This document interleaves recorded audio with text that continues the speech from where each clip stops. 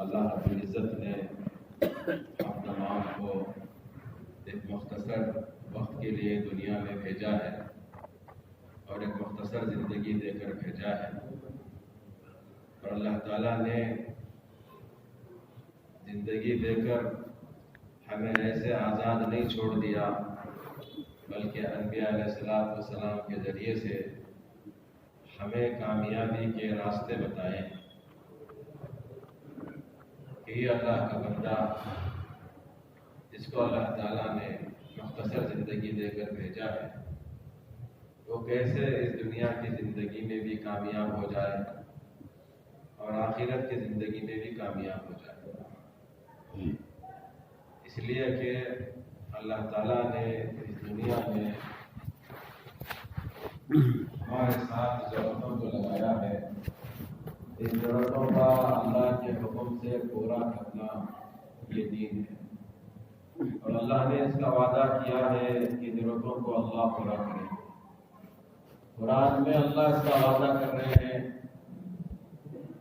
کہ فرمایا کہ کوئی جاندار ایسا نہیں ہے پوری دنیا میں جس کی روزی ہمارے ذمے نہ ہو،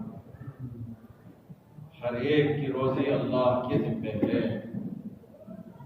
انسان پریشان ہوتا ہے جب وہ ضرورت کو خواہش کے درجے پر لے جاتا ہے اور وہ خواہش کو ضرورت سمجھنے لگتا ہے،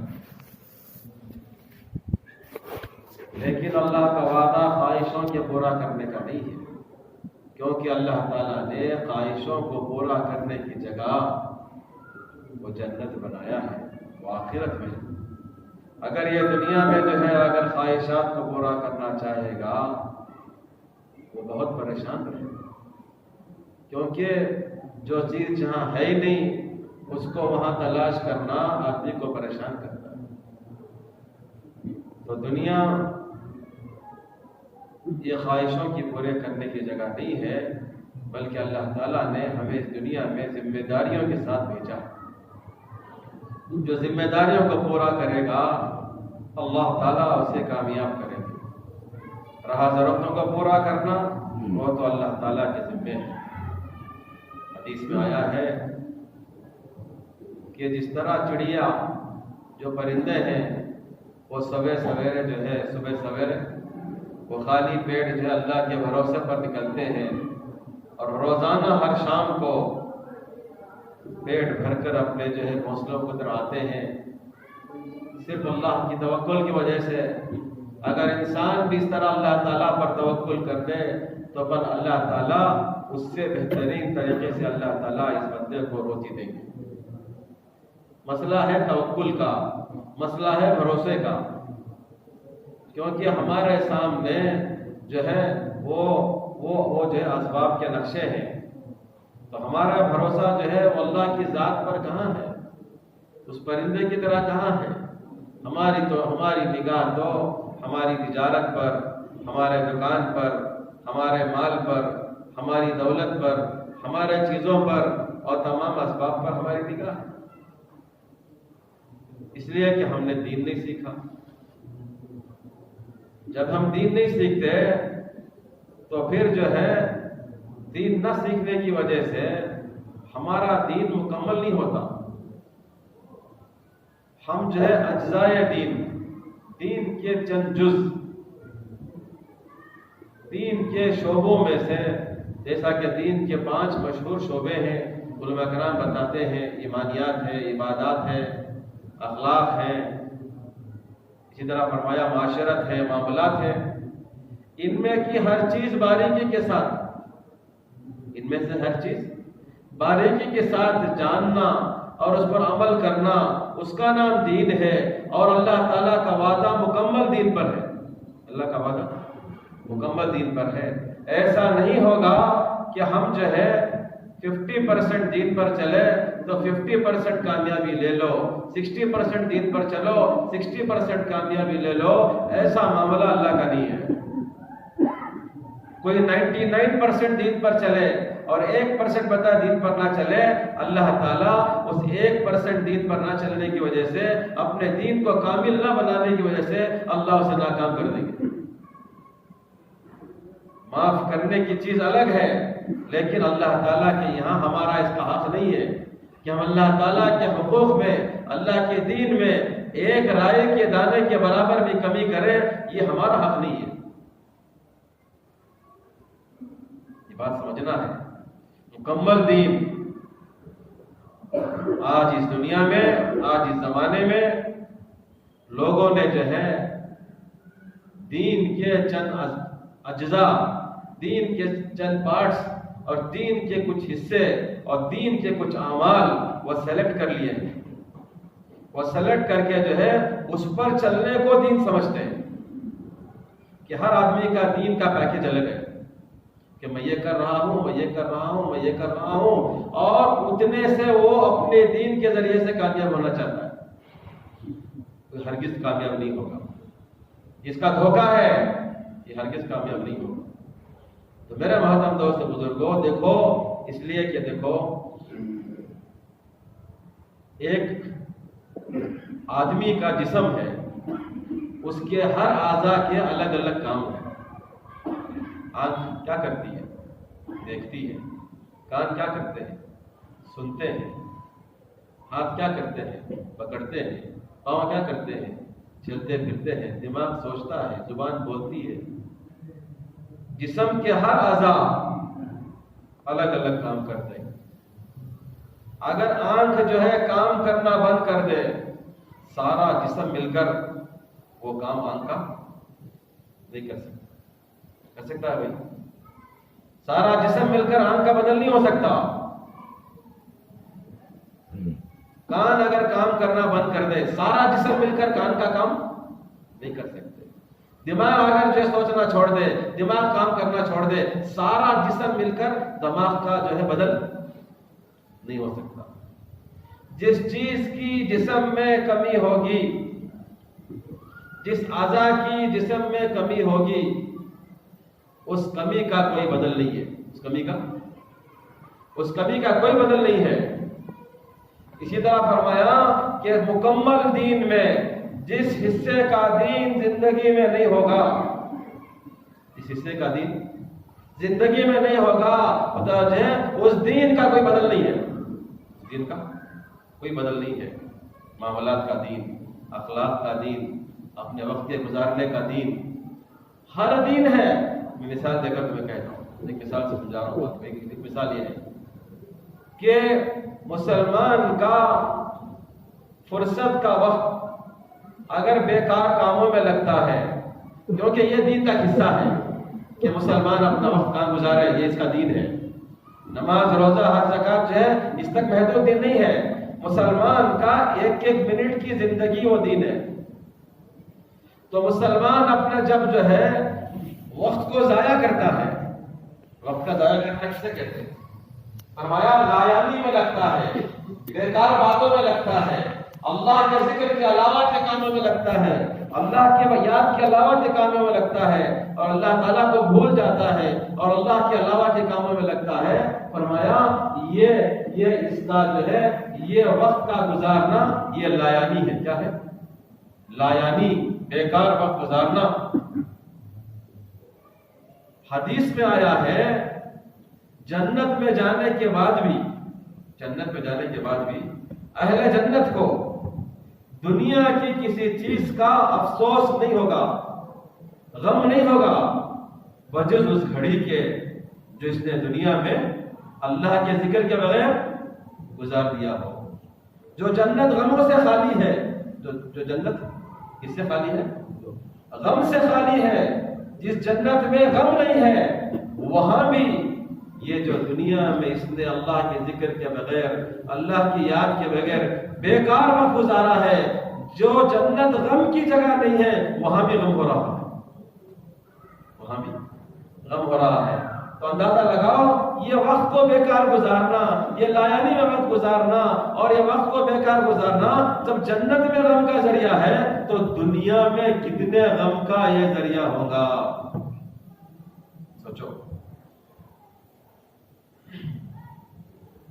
مالک بن دینار رحمۃ اللہ علیہ،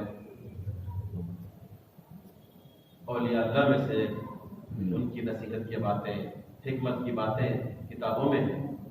وہ فرماتے ہیں اگر تم لایانی میں وقت گزارو گے، بیکار وقت گزارو گے کہ اللہ کی یاد کے بغیر، اپنی آخرت کی تیاری کے بغیر اپنا کاروبار کر بھی رہے ہو، تو اس میں کیا ہے؟ وہ تو نیت بتایا ہے، وہ تو آخرت کی، کہ اس کے ذریعے سے میں لوگوں سے سوال سے بچوں، میں لوگوں کے سامنے سوال نہ کروں، میرا کاروبار کا کرنا سوال سے بچنے کے لیے ہے۔ وہ بھی دین ہے، اس کا دین ہے۔ میں اس لیے نہیں کما رہا ہوں کہ مجھے اپنے روزی کمانی ہے، روزی کی ذمہ تو اللہ ہے، روزی کا ذمہ دار تو اللہ ہے۔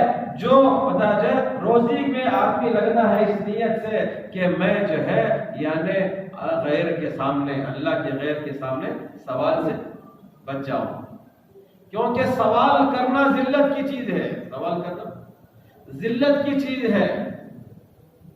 مانگے تو کس سے مانگے؟ اللہ سے مانگے۔ تو میرے محترم دوستوں اور بزرگوں، مالک بن دینار رحمۃ اللہ علیہ فرماتے ہیں جو اس دنیا میں وقت کو ضائع کرتا ہے، شیطان جو ہے اسے اس کا وقت ضائع کرا کر اسے 4 چیزوں سے محروم کرنا چاہتا ہے۔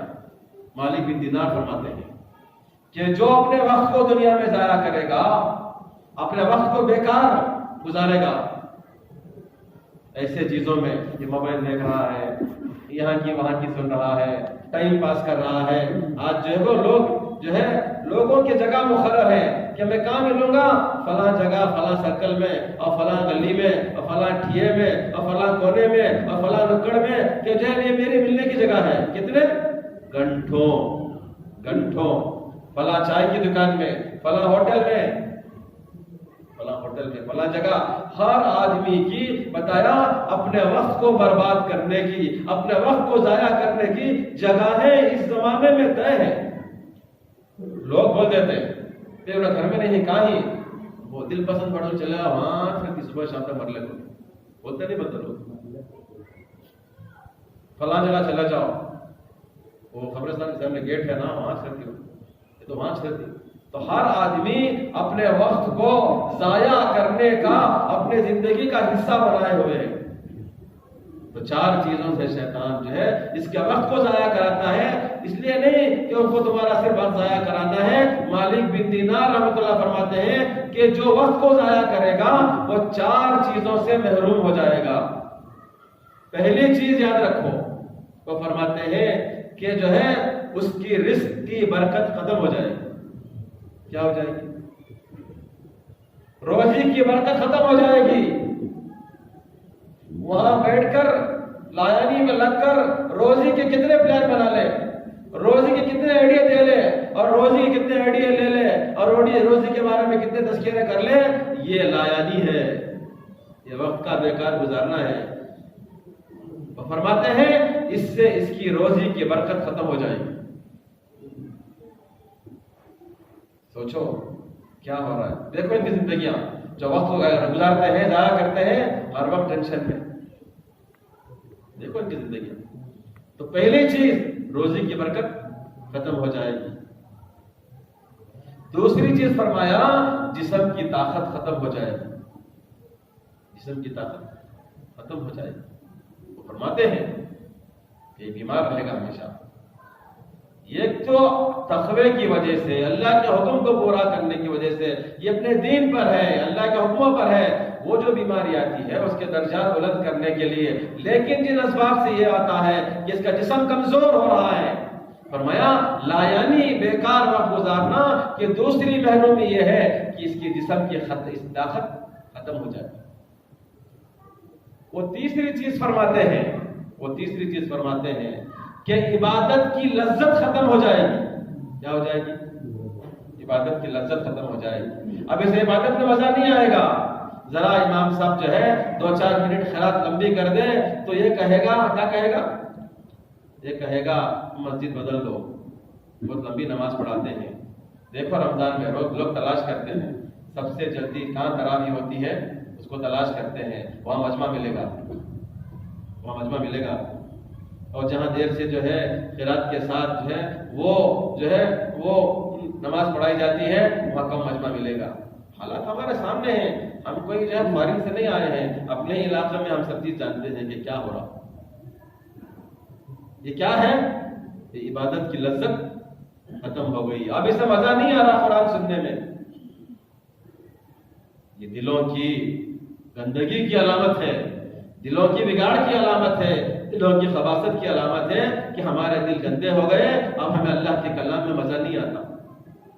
تو تیسری چیز لایانی کی نحوست، کیا ہوگا؟ اعمال کی لذت ختم ہو جائے گی۔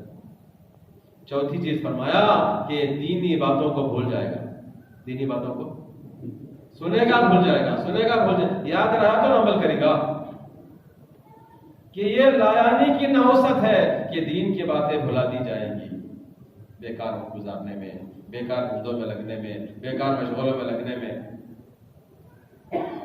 تو میرے محترم نظروں، اب میں یہ ایک کمی بتا رہا ہوں دین کی، ایک حصہ بتا رہا تھا کہ اگر یہ دین کی کمی ہوگی تو اتنے نتیجے ہیں۔ کیا خالق دین کی کمی؟ کہ اللہ نے جو وقت کو ضائع کرنے سے روکا ہے، کہ مسلمان اپنے وقت کو ضائع نہیں کرے گا، وہ تو کمائی کے نقشے میں یا بازار میں رہے گا، یا پھر اپنے بیوی بچوں کے تقاضوں میں اور آرام میں گھر میں رہے گا یا مسجد میں رہے گا۔ اس کی چوتھی جگہ نہیں ہے، اس کی کوئی چوتھی جگہ نہیں ہے۔ اپنی بیوی بچوں کی ذمہ داری میں، یا پھر بندہ اپنے گھر میں آرام میں، یا پھر جو ہے ان کی کچھ ذمہ داری میں رہے گا، یا پھر کمائی کے نقشے میں وہ بازار میں رہے گا، اور پھر بندہ جو ہے اس کے علاوہ تیسری جگہ رہے گا، وہ مسجد میں رہے گا، وہ مسجد میں رہے گا۔ اس کی چوتھی جگہ نہیں ہے۔ ہاں، یہ چوتھی جگہ ہے جو ساری زندگی کی نحوست کا ذریعہ ہے۔ میں صرف ایک شعبہ بتا رہا ہوں کہ دین کی اس کمی کا کوئی بدل نہیں ہے۔ اب آدمی جب یہ دین، اس کا یہ دین ہے کہ اس کا وقت ضائع نہ ہو، اس کا وقت بیکار نہ گزرے، یہ دین کا ایک شعبہ ہے۔ جس طرح جسم کا ایک بدن کا حصہ ہے، اس طرح دین کا ایک شعبہ ہے کہ اس کا وقت بیکار نہ گزرے۔ جب یہ وقت بیکار گزارتا ہے تو بتایا جائے یہ چار آفتیں سامنے آتی ہیں۔ یہ چار آفت میں صحت بھی گئی، عمل بھی گیا، صحت بھی گئی، عمل بھی گئی، روزی بھی گئی، اور دین بھی گیا، ہے کہ نہیں؟ ایک چیز، ایک کی کمی، ایک شعبہ ہے دین کا، ایک دین کا حصہ ہے کہ اس کا کوئی بدل نہیں ہے۔ جس طرح جسم کے کسی حصے کا بدل نہیں ہے، یہ فرمایا کہ دین کی کمی کا کوئی بدل نہیں ہے۔ تو اس دین کو سیکھنا ہوگا، اس دین کو سیکھنا ہوگا کہ دین سیکھا جائے، 100% دین سیکھا جائے، پورا دین سیکھا جائے، دین کو کامل اور مکمل کیا جائے۔ میرا محترم دوست اور بزرگوں، دیکھو جس طرح ہر آدمی کے ذمے اللہ تعالیٰ نے دنیا کو ذمہ داریوں کو پورا کرنے بھیجا ہے، جس طرح ہر انسان کی ذمہ داری اپنی بشری حاجت کو خود پورا کرنا ہے، نہیں کہ مجھے اگر پیشاب آ جائے دوسرے سے کہنا لوں ہو جاتا ہے، مجھے پیشاب کی حاجت اگر ہے تو میرے بدل دوسرا کیا تو میری حاجت پوری ہو جاتی ہے۔ مجھے پیاس لگی ہے، تمہیں پانی پی لو جی، میری پیاس بجھ جاتی ہے، ہو جائے گی۔ دوسرا کو مجھے بھوک لگی ہے، تمہیں کھانا کھا لو، میری بھوک ختم ہو جائے گی۔ بشری حاجتوں کو آدمی خود اپنے طور سے کرنے کا خود ذمہ دار ہے کہ نہیں ہے؟ اس کے بدل کوئی دوسرا کرے گا تو وہ حاجت پوری نہیں ہوگی۔ اسی طرح فرمایا کہ دین کی ذمہ داری ہے، کیا ذمہ داری ہے؟ دین کی یہ ذمہ داری ہے کہ سب سے پہلے اپنی ذات میں، اپنی زندگی میں دین کو لے کر آنا، 100% دین، مکمل دین میری اپنی ذات میں لے کر آنا، میری ذات میں لے کر آنا، یہ ذمہ داری ہے۔ میری زندگی میں دین لے کر آنا وہ ایسی ذمہ داری ہے جیسا میری بشری حاجت کی ذمہ داری، یہ کوئی دوسرا اس کا مطلب نہیں ہو سکتا۔ میری ذات میں دین لے کر آنا، اور دوسری ذمہ داری کہ سارے عالم میں دین لے کر آنا، وہ بھی ذمہ داری میری اپنی بشری حاجت کی طرح ہی ہے اس امت کے لیے۔ ساری دنیا میں دین لے کر آنا، ساری دنیا میں دین۔ اور تیسری ذمہ داری یہ فرمایا کہ جو ہے کہ ہم ہر امتی کو، ہر مسلمان کو، ہر آدمی کو ہم دین کا دائی بنائیں۔ کیا بنائیں؟ دیندار بھی بنانا ہے اور دین کا دائی بنانا ہے۔ ہماری یہ بھی ذمہ داری ہے کہ ساری دنیا میں جو دین آتا ہے وہ دعوت کے راستے سے آتا ہے. کس کے راستے آتا ہے؟ دعوت کے راستے سے آتا ہے. کیونکہ جو اپنے دین کا داعی نہ ہوگا، جو اپنے دین کا داعی نہ ہوگا، وہ خود اپنے ہاتھوں سے اپنے دین کو بگاڑے گا. کیا کرے گا؟ خود اپنے ہاتھوں سے دین کو بگاڑے گا. جو اپنے دین کا داعی نہیں ہوگا وہ خود اپنے ہاتھوں سے دین کو بگاڑے گا. تو ہمیں کیا کرنا ہے؟ ہر ایک کو دین کا داعی بنانا ہے. یہ ہماری ذمہ داری ہے. اور دنیا میں اعمال دعوت کو قائم کرنا ہے. کیا کرنا ہے؟ دنیا میں اعمال دعوت کو ہمیں قائم کرنا ہے. دنیا میں اعمال دعوت کو قائم کرنا ہے. اور پھر ہم جو ہے دنیا میں ہر ایک کا وقت، اس کا جان اور مال، ہر ایک کا جان اور مال اللہ کے راستے میں لگا کر اسے اللہ کے راستے میں نکالنا ہے. یہ پوری ذمہ داری ہماری ہے. اور کیسی ہے ذمہ داری ہے؟ یہ ذمہ داری ایسی ہے جیسا اپنی بشری حاجت کو پورے کرنے کی ذمہ داری ہے کہ میں خود سے کروں گا. کوئی میرے بدل یہ کام کر لے، یہ ذمہ داری پوری کر لے تو پھر میں جواب دار ہوں. میری یہ حاجت ہے، میری یہ ضرورت ہے، مجھے اس کو کرنا ہے. سمجھا رہا بھائی؟ عالم میں دین کے نقشے قائم ہوں. ساری دنیا میں بتایا دعوت کے نقشے قائم ہوں اور ہر مسلمان کا جان اور مال وہ لے کر اللہ کے راستے میں نکلے. اس لیے کہ جب جان اور مال جس چیز کا انسان کی فطرت میں سے ہے، جس چیز پر اس کا جان اور مال لگتا ہے، بتایا جائے اس چیز کو وہ چھوڑتا نہیں. اس چیز کو چھوڑتا نہیں اور اس چیز سے محبت ہو جاتی ہے. ایک تاجر کو تاجر کے لیے اس کا جان اور مال تجارت پر لگتا ہے. وہ تم اس کو ہٹاؤ گے تو ہٹے گا نہیں. کیوں؟ اس کا جان اور مال لگا ہے تجارت کا. کیسے چھوڑے گا وہ؟ امت کی جان اور مال جب تک دین پر نہیں لگے گا، فرمایا اس وقت تک جو ہے دین کی باقی رکھنے کا، دین کی حفاظت کا جذبہ اس کے اندر نہیں آئے گا. یہ فطری چیز ہے. اگر اس کا جان اور مال دنیا پر لگے گا، وہ ہمیشہ دنیا کی حفاظت کرنے میں اور دنیا کو بچانے میں اور دنیا کو بڑھانے میں اور دنیا کی کمی کے جو افسوس میں اور دنیا کی کمی ہونے کے خطرے میں اس کو جو ہے وہ ہمیشہ جو ہے کیا رہے گا؟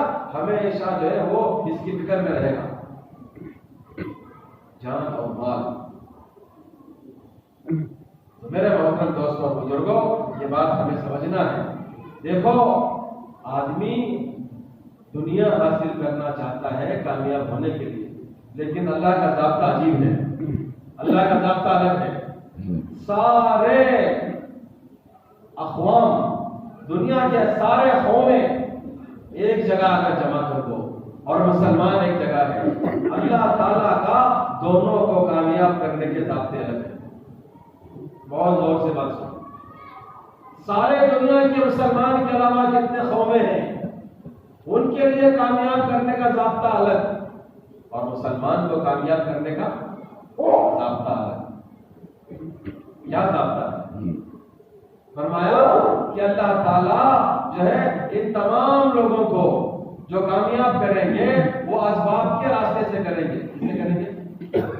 اسباب کے راستے سے کریں گے. اور مسلمان کو جو کامیاب کریں گے وہ اعمال کے راستے سے کریں گے. یہ اللہ کی طرف سے طے ہے. یہ اللہ کی طرف سے طے ہے. یہ نہیں ہے کہ میرا دین، میرے دین کی محنت، میرے اعمال وہ دنیا کے لیے بھی ہے، وہ دین کے لیے بھی ہے. یہ نہیں. اللہ تعالیٰ نے یہ بات طے کر لیا ہے کہ غیروں کے لیے دنیا اور مسلمان کے لیے آخرت. سب سے پہلے اس بات کو ہضم کرو. یہ ہضم نہیں ہونے کی بات ہے. یہ اللہ نے طے کر لیا ہے. اللہ نے طے کر لیا. یہ دو بنیادی فرقیں ہیں. سارے قوموں کا اللہ کے ساتھ معاملہ اور مسلمان کے ساتھ معاملہ، یہ دو فرق ہے کہ اللہ تعالیٰ نے اس بات کو طے کر لیا ہے کہ بتایا جو ہے کہ اللہ تعالیٰ مسلمانوں کو آخرت میں دے گا، دنیا میں نہیں دے گا. اور غیروں کو اللہ تعالیٰ جو ہے وہ دنیا میں دے گا، آخرت میں نہیں دے گا. یہ اللہ کا فیصلہ ہے. اسی لیے فرمایا جو دنیا میں اسباب کے راستے سے کامیاب ہونا چاہتے ہیں، جو دنیا میں دنیا حاصل کر کے کامیاب ہونا چاہتے ہیں، اللہ کبھی کامیاب نہیں کرے گا مسلمان کو، کبھی کامیاب نہیں کرے گا۔ یہ دو فرق ہے کہ دنیا میں مسلمان کو ملے گا، آخرت میں مسلمان کو ملے گا اور غیر کو دنیا میں ملے گا، یہ بات طے ہے۔ اور دنیا میں یعنی غیر کو اسباب کے راستے سے ملے گا اور مسلمان کو اعمال کے راستے سے ملے گا، یہ دو بنیادی فرقیں ہیں ساری امت، ساری لوگوں کے ایک طبقے کی اور مسلمانوں کو کامیاب کرنے کی۔ یہ اچھی طرح بات سمجھ لو، یہ نہیں ہے کہ دنیا بھی مل جائے اور جو ہے دین بھی مل جائے، یہ ضابطہ نہیں ہے۔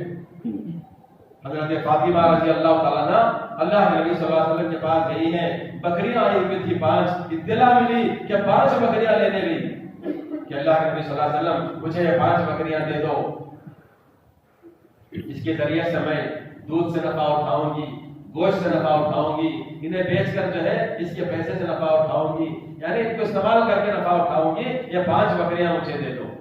اس کے بعد بھی اپنے والد صاحب کے پاس، اللہ کے نبی صلی اللہ علیہ وسلم کے پاس 5 بکریاں لینے گئی تو اللہ کے نبی صلی اللہ علیہ وسلم نے کیا فرمایا؟ آپ نے فرمایا کہ فاطمہ ابھی ابھی جبریل میرے پاس آئے اور مجھے 5 کلمات سکھا کر گئے ہیں، جو بھی ان کلمات کے ذریعے سے جو اللہ سے دعا مانگے گا اللہ اس کو دے دے گا۔ اب تو ڈیسائیڈ کر لے، یہ 5 بکریاں لے کر اپنی ضرورت کو پورا کر لے گی یا پھر تو ان بکریوں کو چھوڑ کر تو جو ہے جو جبرائیل 5 کلمات لے کر آئے ہیں، یا اول الاولین، یا آخر الاخرین، یا راحب المساکین، یا ذی القوۃ المتین، یا ارحم الراحمین، یہ 5 کلمات لے کر آئے ہیں، ابھی یہ بھی جبرائیل لے کر آئے ہیں اور یہ بات مجھے بتائے ہیں، ان کلمات کے ذریعے سے جو دعا اللہ سے مانگے گا اللہ اس کی ضرورت کو پورا کریں گے۔ اب آپ تو ڈیسائیڈ کر لے، یہ بکریاں لے کر جانا چاہتی ہے یا یہ کلمات لے کر جانا چاہتی ہے؟ مسلمان یہ کہہ رہا ہے بکریاں بھی دے دو، کلمات بھی دے دو۔ مسلمان کیا کہہ رہا؟ بکریاں بھی دے دو، کلمات بھی دے دو۔ اللہ کے نبی کیا کہہ رہے ہیں؟ کیا کہہ رہے ہیں؟ 2 میں سے 1 ملے گا، دونوں نہیں ملے گی، 2 میں سے 1 ملے گا، یا بکریاں لے لے یا کلمے لے لے۔ مولانا رحمۃ اللہ بڑی عجیب بات فرماتے تھے، فرمایا کہ جو مسلمان اسباب کے راستے سے کامیاب ہونا چاہتا ہے اس کے لیے پہلی شرط ہے کہ اس کو ایمان چھوڑنا پڑے گا۔ جو مسلمان اس راستے سے اسباب کے راستے سے کامیاب ہونا چاہتا ہے اللہ کامیاب کرے گا اس راستے سے، لیکن پہلی شرط کیا ہے؟ ایمان چھوڑنا پڑے گا، کیونکہ اس راستے سے کامیاب کرنے کا ضابطہ وہ غیروں کے لیے ہے، مسلمان کے لیے نہیں ہے۔ ہاں چھوڑ دو پھر کامیاب ہو جاؤ اس راستے سے۔ اللہ کامیاب کریں گے مسلمان کو اس راستے سے، اعمال کے راستے سے، اعمال کے راستے سے۔ میرے محترم دوستوں اور عزیز بزرگوں، یہ بات سمجھنے کی ہے کہ اللہ تعالیٰ کے وعدے کامیابی کے یقین کا بگاڑ آج مسلمان ارے دین بے دین تو بے دین، دیندار بھی آج دھوکے میں ہے کہ جو ہے کہ یہ دین دنیا آنے کا ذریعہ ہے۔ برکتوں کیا سمجھ رہا ہے؟ یہ برکتیں سمجھ رہا ہے کہ اسے دنیا مل جائے، کھانے پینے کی نعمتیں مل جائے۔ عجیب بات علی رضی اللہ عنہ فرماتے ہیں کہ فرمایا جو دنیا کی نعمتوں کو، اچھے کھانوں کو، اچھے کپڑوں کو اور اچھی نعمتوں کو جو ہے نعمت سمجھے، فرمایا اس کی عقل جاتی رہی، اس عقل والا نہیں۔ تو کھانے پینے کو کیا سمجھے؟ نعمت سمجھے، اس کی عقل جاتی رہی اور اللہ کے عذاب کے آنے کا وقت اس کے قریب آ گیا، اس پر اللہ کے عذاب آنے کا وقت۔ اس کے لیے جو کیا سمجھے؟ جو اسے نعمت سمجھے۔ کسے؟ جو اسے نعمت سمجھے، اسے دنیا کو۔ آج ہم کیا کہہ رہے ہیں؟ ہم اس کو نعمت سمجھ رہے ہیں، میرے محترم دوستوں بزرگوں، ذرا آج مسئلہ یہ ہے کہ ایمان والا اپنے ایمان پر مطمئن اور ایک نمازی اپنے نماز پر مطمئن، محنت کرنے تیار نہیں. کیوں تیار نہیں؟ اس لیے تیار نہیں کیونکہ وہ اپنے ایمان کو ایک بے ایمان کے ایمان کے ساتھ کمپیئر کر رہا. اس میں کمپیئر کر رہا اپنے ایمان کو بے ایمان کے ایمان کے ساتھ کمپیئر کر رہا. اپنے ایمان کو بے ایمان کے ایمان کے ساتھ کمپیئر کر رہا. تو آج ایمان والا مطمئن ہو گیا. کیا ہو گیا؟ مطمئن ہو گیا. حالانکہ اللہ تعالیٰ نے قرآن پاک میں جو اس ایمان کا حکم دیا ہے وہ صحابہ والا ایمان ہے. کون سا ایمان ہے؟ یا ایھا الذین آمنوا آمنوا. ایمان والو تم جو ہے ایمان لے کر آؤ. ایمان والوں کو ایمان لانے کا حکم ہے. کیسا ایمان؟ وہ صحابہ والا ایمان. تو نمونہ ہے صحابہ والا ایمان میں. اور نماز میں نمونہ کس کا ہے؟ نماز میں نمونہ ہے حضور والی نماز. حضور نے فرمایا صلو کما رأیتمونی اصلی، کہ ایسی نماز پڑھو جیسا مجھے نماز پڑھتے ہوئے تم نے دیکھا ہے. کس نے دیکھا ہے؟ صحابہ نے دیکھا ہے. صحابہ نے دیکھا نا، ہم تو نہیں دیکھے اللہ کے نبی کو نماز پڑھتے ہوئے. تو نماز کی مثال یعنی نماز کی نمونہ ہمارے لیے اللہ کے نبی کی نماز، جس نماز کو اللہ کے نبی سے صحابہ نے سیکھا. اور ایمان میں صحابہ کا ایمان نمونہ. اور صحابہ کا ایمان دیکھو. ایک دو واقعات میں بتاتا ہوں صحابہ کے ایمان کے بارے میں. حضرت عمر رضی اللہ تعالیٰ عنہ آئے اور اللہ کے نبی صلی اللہ علیہ وسلم فرمایا کہ اللہ کے نبی صلی اللہ علیہ وسلم مجھے دنیا کی ہر چیز سے زیادہ آپ سے محبت ہے، لیکن سوائے میرے جان کے علاوہ ہر چیز سے زیادہ مجھے آپ سے محبت ہے. حضور نے کیا جواب دیا؟ فرمایا جب تک جو ہے تمہیں میری محبت، تمہارے دل میں میری محبت اپنے جان سے زیادہ نہ ہو جائے اس وقت تک تمہارا ایمان کامل نہیں ہوگا. اس وقت تک تمہارا ایمان کامل نہیں ہوگا. ایمان مکمل نہیں ہوگا، ایمان کامل نہیں ہوگا جب تک کہ تمہیں اپنی یعنی تمہاری جان سے زیادہ میری محبت نہ ہو جائے. اللہ تعالیٰ نے اپنے کلام میں بھی فرمایا کہ جس کو اللہ سے، اللہ کے رسول صلی اللہ علیہ وسلم سے اور اللہ کے راستے میں نکلنے سے ان چیزوں کی محبت، اگر اپنی بیوی سے، اپنے بچوں سے، اپنے کاروبار سے، اپنے دھندوں سے، اپنے جائیداد سے، اپنی تجارتوں سے، اپنے گھر سے، اپنے کنبے سے، اپنے رشتہ داروں سے، 8 چیزیں قرآن پاک میں اللہ نے گنوائے ہیں. علماء کرام سے اس کے متعلق آیتیں پوچھ لو کہ جب تک ان 8 چیزوں سے زیادہ تمہاری محبت جو ہے وہ اللہ سے، اللہ کے رسول صلی اللہ علیہ وسلم سے اور اللہ کے راستے میں نکلنے سے جو ہے ان 8 سے زیادہ ان چیزوں کی محبت نہ ہو جائے تو پھر فرمایا ہے اللہ کہہ رہے انتظار کرو، ہمارا حکم، ہمارا عذاب تمہاری طرف آئے گا.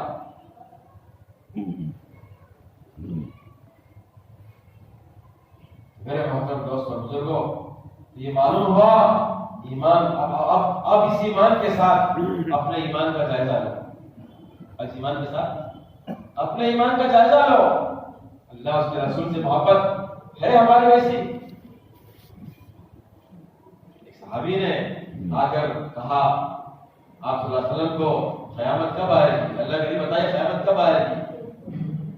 حضور نے کیا کہا؟ اس کے لیے کیا تیاری کر رکھی ہے؟ تو کیا جواب ملا صحابی کا؟ بہت سے نمازیں، بہت سے نفل روزے اور بہت سے نوافل جو ہے چلے صدقے وغیرہ سے اکٹھا نہیں کیے، لیکن میرے دل میں اللہ اس کے رسول کی محبت ہے. یہ ہے ضرور ہے، اتنا جانتا ہوں. حضور نے کیا فرمایا؟ جو جس سے محبت کرے گا کل قیامت کے روز اس کا حشر اس کے ساتھ ہوگا. محبت، ہم تو محبت کے دعوے کرتے ہیں زبانی، جب موقع آتا ہے اس بتا جو ہے اس محبت پر جو ہے جب دنیا آتی ہے، دنیا کے تقاضے آتے ہیں اور اپنے بیوی بچوں کے تقاضے آتے ہیں اور اپنے خواہشات آتے ہیں، ضرورت تو چھوڑو، مسلمان کی ضرورت کا وعدہ تو اللہ نے پورا کرنے کا وعدہ کیا ہے. آج مسلمان دھوکے میں ہے، خواہشات کو ضرورت سمجھ لیا، اس لیے سمجھ رہا ہے کہ ضرورت کو ضرورت کے لیے بھی کر رہا ہوں. ضرورت نہیں ہے، خواہش ہے. ضرورت نہیں ہے، خواہش ہے. یہ محبت ہمارے پاس ہے. سوچو، یہ محبت ہے. ارے وہاں جب دین کی محنت ہوئی تھی، مرد و مرد عورتوں کے اندر ایسا اللہ اس کے رسول کی محبت تھی صحابہ میں، ہم سوچ نہیں سکتے. ایک صحابیہ نے اپنے خامد سے کہا، میرا دل چاہتا ہے اللہ کے نبی صلی اللہ علیہ وسلم میرے گھر میں آئے اور جو ہے میرے گھر میں ایک وقت کا کھانا کھائے. میرا دل چاہتا ہے کہ حضور میرے گھر میں آ کر کھانا کھائے. میرا دل چاہتا ہے. وہ صحابی کہنے لگے اللہ کے نبی مصروف ہے دین کے تقاضے میں، میں کبھی موقع ملا تو بول دوں گا. لیکن یہ بڑی چاہت ان کی بیوی کی. ایک وقت موقع ملا تو بول دیا. اللہ کے نبی میری بیوی بہت دنوں سے اصرار کر رہی ہے کہ آپ ہمارے گھر میں آ کر یہ کھانا کھا لیجیے. تو حضور نے کہا ٹھیک ہے، ہم کل آتے ہیں، کل آ جاؤ. یہاں بیوی کو جا کر سنایا اور اگلے دن بتایا جو ہے صبح سے تیاری ہو رہی. کیا تیاری ہو رہی؟ کہ چھوٹا سا ایک جو بکرے کا بچہ تھا اس کو باپ نے ذبح کیا، وہ صحابی نے ذبح کیا اور بیوی کے حوالے کیا کہ جا اس کو جو ہے اس کو پاک صاف کر کے جو ہے اس کو پکاتے رہو. اس وقت میں جا کر اللہ کے رسول صلی اللہ علیہ وسلم کو لے کر آتا. ان کے 2 بچے تھے، ایک 6 سال کا، ایک 8 سال کا، ایک 4 سال کا، ایک 8 سال کا. 2 بچے تھے. یہ بکری کو ذبح کرنے کا منظر وہ دونوں بچے دیکھیے، باپ کے بکری کے ذبح کرنے کا منظر. 4 سالہ بچے کو 8 سالہ بچے نے نیچے لٹایا اور کہا جس طرح ابا نے کیا ہے اس طرح آپ کھیلیں گے. وہ چھری کو لیا، ماں تو چلے گئی پیچھے اس کو صاف کرنے کے لیے، اس بکری کو لے کر پچھواڑے میں آنگن میں، اور یہاں یہ کھیل رہے. 4 سال کے بچے کو لٹایا ہے اور 8 سال کے بچے نے گلے پہ چھری چلا دی. جیسے وہ بچے کی چیخیں نکلی اور بچہ جو ہے وہ جو خون نکلا اس کا، تو یہ گھبرا کر پیچھے ہٹا ڈر کے مارے. تو پیچھے جو پکانے کے لیے اور صاف کرنے کے لیے ایک بڑے دیگچے میں وہ پانی گرم ہو رہا تھا، کھولتا ہوا پانی تھا. وہ بچہ جو 8 سالہ پیچھے جو گیا ہے ڈر کے مارے، اس کی دیگچے میں گر گیا اور وہ جل کے مر گیا. یہ بچہ ذبح ہے اور یہ 8 سالہ بچہ دیکھ میں چل کر ماں بھاگ کر آئی. چیخ سنی بچے کی، بھاگ کر آئی تو دیکھا تو ایک بچہ جل کر مر گیا اور ایک بچہ ذبح ہو کر مر گیا. اب یہ بات سنو، اس کے دل میں، اس صحابیہ کے دل میں یہ بات آئی اللہ کے نبی صلی اللہ علیہ وسلم تھوڑی دیر میں آنے والے ہیں، اگر یہ منظر دیکھیں گے وہ کھانا نہیں کھائیں گے. نہیں کھائیں گے، کھانا نہیں کھائیں گے. اس لیے بعد میں بتایا جائے گا پہلے اللہ کے نبی کھانا تو کھانے کرے گا. یہ ہے محبت. سوچو ایک ماں کی کیا محبت ہوتی ہے اپنی اولاد، اور جو ذبح ہوئی ہے، جو پتہ ہے پانی گرم پانی میں دونوں جو ہے انتقال ہو گیا ہے، دونوں جو دنیا میں چلے گئے ہیں، لیکن نبی کی محبت اپنے بچوں کے مقابلے میں کتنی ہے؟ صرف کھانے کی وجہ سے. جو کھانا کھا لے بات بتا دیا جائے. ان بچوں کو اٹھایا، کمرے میں لے کر گئی اور پلنگ پر لٹایا دونوں کو، اور جو ہے ایک بیڈ شیٹ اڑا دیا اور کمرے کو جو ہے باہر سے اگل ڈال دیا اور جا کر جو پکانے لگ گئی. اور یہاں تک بتایا جو ہے اللہ کے نبی صلی اللہ علیہ وسلم جب پک کے تیار ہو گیا اور دسترخوان پر سج گیا، اللہ کے نبی صلی اللہ علیہ وسلم آئے، دسترخوان پر بیٹھے اور صحابی کو کہا کہ جو ہے کہ جاؤ اپنے بچوں کو لے کر آؤ، میرے ساتھ بیٹھے کھانے بچوں کو لے کر آؤ. باپ نے جو صحابی ہیں صحابیہ سے کہا، گھر والی سے، کہ بچوں کو بھیج دو، اللہ کے نبی جو ہے بچوں کو بلا رہے ہیں کہ ان کے ساتھ کھانا چاہتے ہیں، آپ بچوں کو بھیج دو. تو صحابیہ نے کہا کہ جو ہے بچے جو ہے وہ سو گئے ہیں، وہ بعد میں کھا لیں گے، اس وقت اللہ کے نبی صلی اللہ علیہ وسلم کھا لیں، وہ سو گئے ہیں، نیند لگ گئی ہے، بعد میں کھا لیں گے. تو یہ جواب دیا. تو حضور نے فرمایا کہ نہیں، جا کر اٹھا کر لے کر آؤ، جا کر اٹھا کر لے کر آؤ. اب وہ صحابی بولے نہیں، اور صحابیہ کو سیدھے کمرے میں گئے، اگل کھولا، دونوں بچوں کو لا کر دسترخوان پہ بٹھا دیا.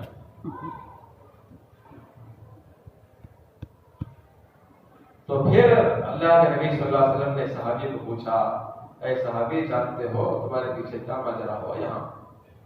جب تم گھر سے چلے تھے مجھے لینے کے لیے، اس کے بعد گھر میں کیا ہوا تم جانتے ہو؟ جبرائیل علیہ السلام میرے پاس آئے تھے اور آ کر یہ سارا واقعہ بتایا، سارا واقعہ بتایا، ایسے ایسے ایسے ایسے ہوا، ایسے ایسے ہوا، لیکن جو تمہاری بیوی کے دل میں اللہ کے نبی صلی اللہ علیہ وسلم سے محبت تھی، اس محبت کی وجہ سے اللہ تعالیٰ نے دوبارہ اس بچوں کو زندہ کر دیا۔ اللہ کیوں مر گئے؟ دوبارہ زندہ کر دیا۔ یہ محبت، اب ایک ادنا سے صحابیہ کی محبت اور ہماری جو ہے اللہ اس کے رسول سے محبت کی ہم کمپیئر کر کے دیکھیں تو اپنی ایمان کی سطح معلوم ہوگی، میری ایمان کی سطح کہاں ہے۔ مسئلہ یہی ہے، آج ایمان والا اپنے ایمان پر مطمئن ہے کیونکہ وہ اپنے ایمان کو وہ جو ہے کمپیئر کر رہا ہے میرے ایمان سے کمزور ایمان والے سے، وہ کمپیئر نہیں کر رہا صحابہ کے ایمان سے۔ حالانکہ اللہ نے کیا حکم دیا کہ تمہارا ایمان کون سا ایمان چاہتے ہیں؟ صحابہ والا ایمان چاہتے ہیں، صحابہ ایمان والا ایمان چاہتے ہیں۔ اور ہم اپنی نماز کس سے کمپیئر کر رہے ہیں؟ ارے ہم تو بے نمازی سے اپنی نماز کمپیئر کر رہے ہیں اور جو ہے مطمئن ہے اپنی نماز پر، مطمئن ہے اپنی نماز پر۔ ارے وہ نماز جو اللہ کے نبی صلی اللہ علیہ وسلم نے سکھائی تھی، جس کو صحابہ نے پڑھا تھا، فرمایا جو ہے کہ اس نماز کے ذریعے سے وہ فرشتوں کو جو اتار لیتے تھے، فرشتوں کو اتار لیتے تھے۔ یہ جو فرشتے ہیں وہ اللہ کی فوج نہیں ہے کہ اللہ تعالیٰ معذور ہیں کہ جو ہے دنیا کے منسٹر کی طرح ان کو فوج ہونا کی عبادت کے لیے، اللہ کو فوج ہونا یا دنیا جیسا کمزور آدمی کہ اس کو جو اس کو فوج کے بغیر کام نہیں چلتا۔ یہ فرشتے جو کروڑوں کے تعداد میں ہیں یہ اللہ کی فوج نہیں ہے، یہ تو ایمان والوں کے، یہ تو غلام ہیں۔ کیا ہے؟ ایمان والوں کے یہ غلام ہیں۔ وہ کلی کا واقعہ بار بار گزارا میں پڑھتے تھے ہمیں کہ 2 رکعت نماز پڑھا اور جو فرشتہ آ گیا، نمودار ہو گیا اور اس کو قتل کر دیا کلی کو، اور کیا کہا؟ میں اس کا میں غلام ہوں، اس آیت کا میں غلام ہوں۔ تو معلوم یہ ہوا کہ یہ جو فرشتے ہیں وہ ہمارے غلام ہیں، فرشتے ہمارے غلام ہیں۔ جب نماز پڑھی جائے گی اس کے حق کے ساتھ، نبی والی نماز پڑھی جائے گی، حضور والی نماز پڑھی جائے گی، فرمایا جو ہے، اور ایسی نماز پڑھنے سے کام نہیں دیتے۔ حضور کی نماز فضائل اعمال میں آتی ہے، دیکھو 4 رکعت نماز پڑھے ہیں، سورہ بقرہ سے لے کر سورہ مائدہ تک، بتا 6.25 پارے 4 رکعت میں پڑھے ہیں۔ جتنا لمبا قیام اتنا لمبا رکوع، جتنا لمبا رکوع اتنا لمبا سجدہ۔ زندگی میں کبھی ایسی نماز پڑھنے کا موقع ملا کیا کرنا؟ چلو 6.25 پارے نہیں، کم سے کم جتنی ہمیں 2 سورتیں جو پڑھتے ہیں اتنا لمبا رکوع بھی کرتے کیا ہم؟ روایتوں میں آتا ہے اللہ کے نبی صلی اللہ علیہ وسلم کا رکوع کم سے کم 50 آیت کے بقدر ہوتا تھا۔ الگ بات ہے کہ اجتماعی نماز ہے جو مسجد میں پڑھائی جاتی ہے، ہر کمزور کا، ہر بیمار کا، ہر بوڑھے کا، ہر آدمی کا خیال رکھ کر جو ہے اس زمانے میں عورتیں بھی آیا کرتی تھی، بچے بھی آتے تھے، ان سب کا خیال رکھ کر جو ہے اجتماعی الگ ہے۔ لیکن وہ نماز، اس نماز سے میرے بتائے ضرورتیں پوری ہو جائے، اس نماز سے میرے اللہ کے وعدے پورے ہو جائے، اس نماز سے میں اللہ تعالیٰ سے لینے والا بن جاؤں، اس نماز کے ذریعے سے میرے مسئلوں کا حل ہو جائے۔ فرمایا کیا ہم نے آج تک ایسی نماز بنائی؟ پوچھو بھائی، ایسے نماز بنائی؟ نماز بنے گی دعوت سے۔ کیسے بنے گی؟ دعوت سے، دعوت سے نماز بنے گی۔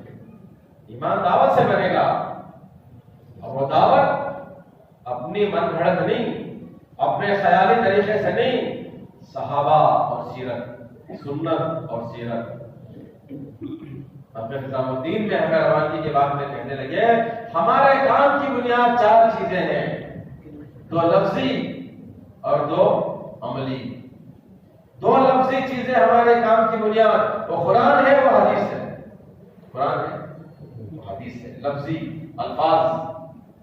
اور دو عملی، وہ صحابہ ہے اور انبیاء ہے. انبیاء اور صحابہ. ہمارا کام بس یہ ہمارے کام کی بنیاد ہے. تجربات، اپنے خیالات، اپنے آئیڈیا، اپنے ذہنی چیزیں، یہ کوئی چیز نہیں. نہ اس سے ہدایت ملے گی، نہ اس کے ذریعے سے اللہ کی غیبی مدد آئے گی، نہ پھر بتاتا ہے کہ نصرت ہوگی، نہ پھر بتایا جو ہے ہم یعنی اس طریقے محنت سے بتایا جو ہے نہ ہدایت پا سکتے ہیں، نہ ایمان بڑھ سکتا ہے، نہ یقین بڑھ سکتا ہے. اس لیے کہ یہ سنت راستے نہیں ہے.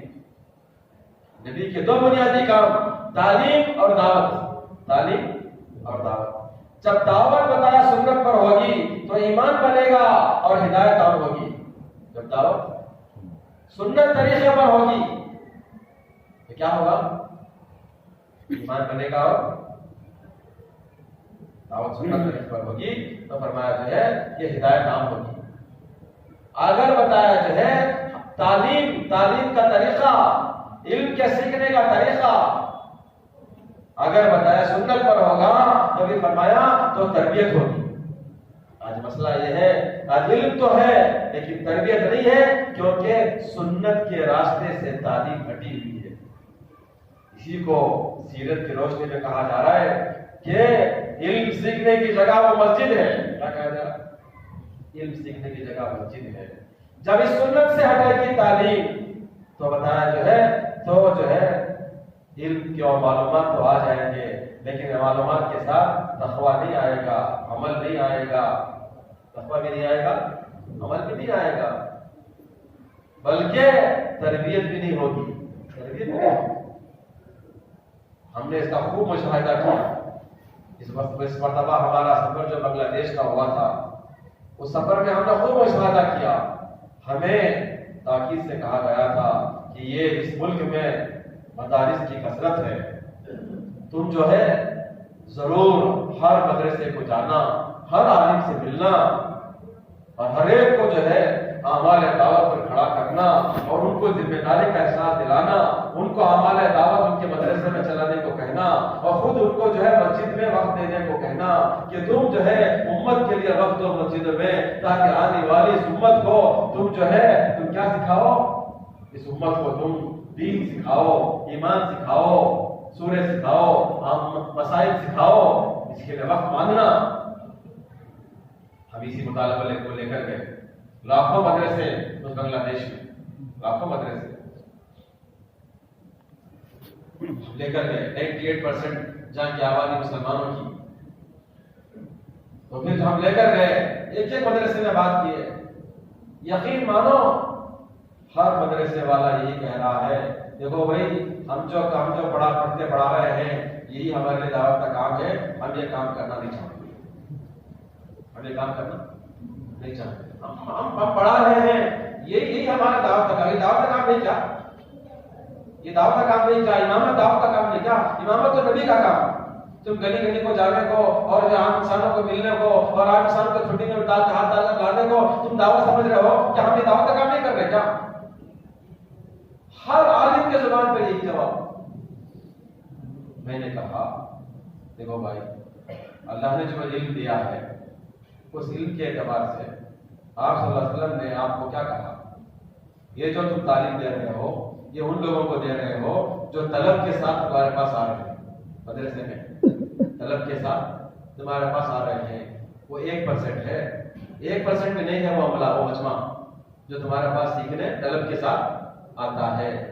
آپ بتاؤ 99% جو بے طلب ہیں، جو دین سیکھنا نہیں چاہتے، جو آخرت کی فکر سے غافل ہیں، جو آخرت کی پرواہ نہیں ہے، جن کو بتایا جو ہے آخرت سے کوئی سروکار نہیں ہے، جن کو دین کے بارے میں غفلت ہے، وہ دین جانتے نہیں، وہ آخرت جانتے نہیں. ان کے اندر دین کا طلب پیدا کرنا اور پھر جو ہے دین کی پیار جگانا، پھر ان کو دین سکھانا، یہ کس کے ذمہ ہے؟ بتاؤ مولانا کس کے ذمہ ہے؟ کہ اللہ کے نبی صلی اللہ علیہ وسلم نے آپ کی جماعت کو یہ بلا کر یہ نہیں کہا تھا کہ دیکھو اگر تم جو ہے ان جاہلوں کو، اگر تمہارے اطراف میں جو جاہل ہیں، اگر تم ان کو دین نہیں سکھاؤ گے تو پھر میں تمہیں دنیا میں سخت سزا دوں گا، آخرت کی سزا تو الگ ہے، دنیا میں میں تمہیں سخت سزا دوں گا۔ کہ اللہ کے نبی صلی اللہ علیہ وسلم نے آپ کی جماعت کو نہیں کہا تھا، علماء کی جماعت کو نہیں کہا تھا؟ ہاں کہا تو تھا۔ پھر میں نے کہا کہ علماء نے کیا جواب دیا تھا؟ علماء نے پہلے جو کہا تھا کہ وہ آتے نہیں، وہ سیکھتے نہیں، وہ آتے نہیں، وہ سیکھتے نہیں، تو پھر ہم کیوں ذمہ دار ہیں؟ وہ آتے نہیں، وہ سیکھتے نہیں، تو ہم کو سزا دی جائے گی، ہم کو سزا ملے گی۔ وہ آئے تو ہم سکھانے تیار ہیں، لیکن حضور نے کیا کہا تھا کہ نہیں، یہ حضور نہیں ہے، اگر تمہیں نہ سکھاؤ گے میں تمہیں دگنا عذاب دوں گا دنیا میں۔ تو صحابہ نے، علماء کی جماعت نے کہا تھا کہ ہمیں 1 سال کا وقت دے دو، ہم تمام جاہلوں کو جو ہے وہ علم والا بنا دیں گے۔ تو یہ چیز تمہارے سامنے نہیں ہے کیا؟ تو کہنے لگے ہمیں تو بس ہمارے محتمم صاحب نے یوں کہا کہ سال میں 1 مرتبہ اجتماع ہے، اس کو اٹینڈ کر لینا یہ ہماری ذمہ داری ہے، اسی کے لیے ہم سے جو ہے یعنی ہمیں گورنمنٹ سے معاوضہ ملتا ہے، اس کے لیے ہیلپ ملتی ہے ڈائریکٹلی، تو جو ہے بس ہمیں تو محتمم صاحب کو تو اپنے مدرسہ چلانے کی فکر ہے، تو اس کے لیے سال میں 1 مرتبہ ہم اجتماع میں آ جاتے ہیں، پہلے اجتماع میں آ جاتے ہیں، اس کے علاوہ جو ہے ہم یہ کام نہیں کر سکتے، کیونکہ جو ہے وہ کہنے لگے دیکھو ہمارے تمام ضلعوں کا حال آپ جا کر دیکھو کہ 95% جو مجمع ہے وہ نظام الدین کی ترتیب پر ہے، اور ہم لوگوں کو شورا کی ترتیب پر کام کرنے کو کہہ رہے ہیں، جو کہ 5% معاملہ ہے۔ اب یہ 5% والے گشت بھی ان کا دن آ گشت کے دن گشت ہمیں کرنا، تعلیم ہمیں کرنا، 3 دن کی جماعت میں ہمیں جانا، یہ کون سی مصیبت ہمارا تو نہیں ڈالا نہیں، یہ ہے الفاظ، یہ ہے بول، ہم نہ اس سے کوئی ساروکار ہے نہ اس ترتیب سے ساروکار ہے، ہم تو کام کرنا نہیں چاہتے، سال میں 1 مرتبہ صرف جو ہے اجتماع اٹینڈ کرنا چاہتے ہیں، لیکن یہ جو 5% لوگ ہیں جو کام نہیں کرتے کیونکہ بہت تھوڑے سے ہیں، یعنی دوسری جو ہے نظام الدین کے علاوہ کے لوگ وہ سارا کام ہمارے سر پر ڈال کے چلے جاتے ہیں۔ جماعتیں بھی ہمیں نکالا، ہم جماعتوں کے بارے میں بھی ہم کو تقاضا، تعلیم بھی ہمیں کرنا، گشت بھی ہمیں کرنا، ہمیں اپنے مدرسے کے پڑھیں گے کہ یہ دعوت کا کام کرنے پڑیں گے، ہمارا دھرم اس کے واسطے مل رہا ہے، کس کے واسطے مل رہا ہے؟ یہ ہے علماء کی حالت، آنکھوں دیکھی حال کہہ رہا ہوں، اکیلا نہیں، ساتھ میں ہر وقت بدل بدل کر ساتھیوں کو لے جاتا تھا۔ ہماری جماعت کے ہر ساتھی سے آپ پوچھ لو، وہ گواہ ہیں، ہم ان سے پوچھتے تھے آپ یہاں جا رہے ہیں، آپ کی کیا دلیل ہے؟ ہم یہ کچھ جانو نا، ہمیں کچھ نہیں جانتے، نہ دلیل جانتے ہیں، میں ایک انجینئر ہوتے ہوئے میں اپنے اعمال کی دلیل جانتا ہوں اور معلوم کرتا ہوں کہ یہ گشت کیوں، یہ 3 دن کیوں، یہ سیروزہ کیوں، یہ جو ہے مسنونات کی تعلیم کیوں، یہ گشت کا کیا عمل، یہ ساری چیزیں، سارے دعوت کے اعمال کی جو ہے اعمال کے بارے میں جو ہے وہ ہم جانتے ہیں دلیلوں کو، کیونکہ ہمارے حضرت نے ہمیں کہا کہ اپنے ہر عمل کی دلیل بھی رکھو، فضائل بھی رکھو، دلائل بھی رکھو، فضائل بھی رکھو، سب کو فضائل بتاؤ اعمال دعوت کے، لیکن جب موقع ملے تو آئی ڈی کی طرح جو ہے وہ دلائل بھی بتاؤ، آئی ڈی کی طرح، جس طرح آئی ڈی ہر جگہ نہیں دکھاتے، جب پوچھا جائے گا تو دکھاتے ہیں، تو اپنے پاس دلائل بھی رکھو، فضائل بھی رکھو۔ ہمیں روایت کے بعد میں بتایا جو یہ کہا گیا، میں ایک انجینئر ہوتے ہوئے اپنے دعوت کے اعمال کی دلائل رکھتا ہوں، آپ ایک عالم ہوتے ہوئے دعوت کے کام میں جس شعبے سے جڑے ہوئے ہیں اس کے جو آپ دلائل نہیں رکھتے اور صاف کہتے ہیں کہ ہم ہمارا اس سے کوئی تعلق نہیں اور جو ہم کوئی دلیل نہیں جانتے، ہمیں اس کے اندر اس کے اندر ہمیں کوئی دلچسپی نہیں ہے۔ سبوں نے تقریباً یہی کہا، میں صرف ایک شعبے کی بات اس لیے کر رہا ہوں۔ میرے محترم دوست بزرگوں، دعوت جب چھوٹتی ہے یہ حال ہوتا ہے۔ وہ اکابر جنہوں نے مولانا شاہ رحمۃ اللہ زمانے میں اور مولانا اعظم زمانے میں قربانیاں دی، آج بھی وہ لوگ الحمدللہ مگر نظام الدین کی ترتیب پر چل رہے ہیں، پوری فکروں کے ساتھ چل رہے ہیں۔ انہوں نے بتایا جو ہے وہ یہ کہہ رہے ہیں کہ جو ہے ہم نے اپنے اولاد کو عالم تو بنا دیا لیکن ہم نے ان کی دعوت کی فکر نہ کی، جس کی وجہ سے آج ہم پچھتا رہے ہیں، اس کی وجہ سے آج ہم پچھتا رہے ہیں۔ ایک طرف بات بتایا وہ نظام الدین کی ترتیب پر اور یہ دوسری ترتیب پر، کیونکہ ان کے محتمین نے کہا کہ تم اس طرف رہو، لیکن فرمایا کہ جب جو ہے اس عالم کے سامنے دو چیزیں آتی ہیں، ایک باپ کا جو ہے ترتیب محنت وہ نظام الدین کے مشورے سے جڑا ہوا، ایک دوسری طرف بتایا اس کے مدارس کا حکم کہ اس سے جڑو، تو پھر بتایا جو ہے وہ دو چیزوں میں سے ایک چیز کو اختیار کرتا ہے، وہ بتایا جو ہے اپنے باپ کی طرف آنے پر وہ انکار کر رہا ہے اور اپنی روزی روٹی کے جڑے ہوئے اس طرف جو ہے وہ لگا ہوا ہے۔ کیوں؟ وہ کہہ رہا ہے صاف، میرا باپ تو جو ہے وہ مربی کہتے ہیں پرانے ساتھی کو، میرا باپ تو مربی ہے، پورے محلے والے جو اس کو جب اپنے پلکوں میں اٹھا لیں گے، ان کو ہاتھوں میں اٹھا لیں گے، لیکن میرا کیا؟ مجھے کون ساتھ دے گا؟ میری بیوی سے تقاضے کون پورا کریں گے؟ میرے اخراجات تو کون دیکھیں گے؟ اس کے لیے تو میرا مدرسہ ہے اور میرے مدرسے کے معلمین نے کہا کہ یہاں رہو، اس لیے میں یہاں ہوں، مجھے نہ اس سے کوئی ساروکار ہے نہ اس سے کوئی ساروکار ہے۔ ہاں یہ اور بات ہے کہ میرا باپ جو ہے دوسری طرف ہے، میں ادھر ہوں۔